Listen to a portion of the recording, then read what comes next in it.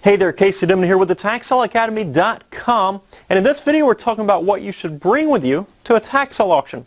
You know, I've been to hundreds of auctions across our beautiful country, and to be honest, I take just about the same things to each and every auction. The first thing I take is a binder. Now inside this binder it will have a tax sale list.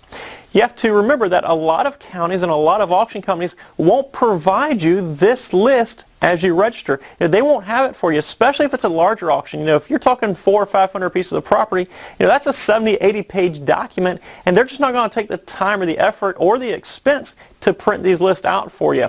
So the list that you go off of and the list that you follow as the tax sale auction progresses will be up to you to bring from home. Now also in this binder, I include my notes of the properties that I'm interested in. You know, my budget on these properties, any notes about, you know, what properties that I might like or might, you know, be more interested in than other properties. You know, so this binder has just about all my pertinent major information inside it. So of course you need to get you a binder, and also it helps to be professional. The last thing we do is walk up there with a stack of papers like this, flipping through the papers, trying to figure out what property they're on and this and that. Just get a binder, be organized, be neat, and be clean with it. The second thing I take is 2 pens. I always take 2 pens. What I do this for is I take, you know, 1 pen of course, and what I'll do is I'll go down the auction list and I'll mark off the properties as they sell. That way I can keep track of where we are as the auction progresses.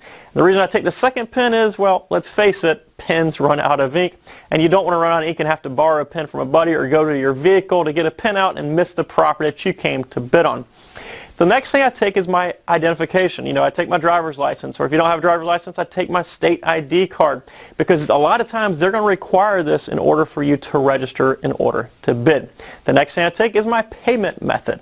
You know, it might be cash, might be cashier's check, money order, credit card, you know, personal check. It just depends on what the auction company or the county allows, but make sure you have the payment, obviously, if you plan on bidding on a piece of property.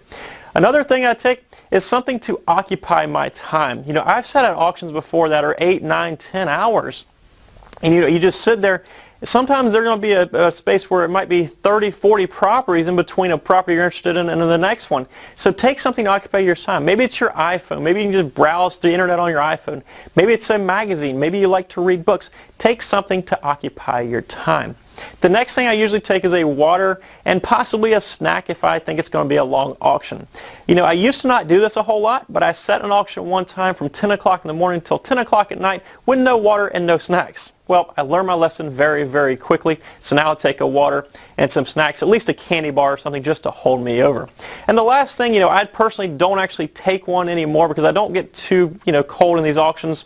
But sometimes you will get cold in auctions, so, you know, if you get cold easily, consider taking a sweater because you don't want to be uncomfortable for 4 or 5 hours, because if you're uncomfortable, you're going to lose your train of thought, you're going to lose your focus, and it's very possible you're going to miss out on the very property that you came to bid on.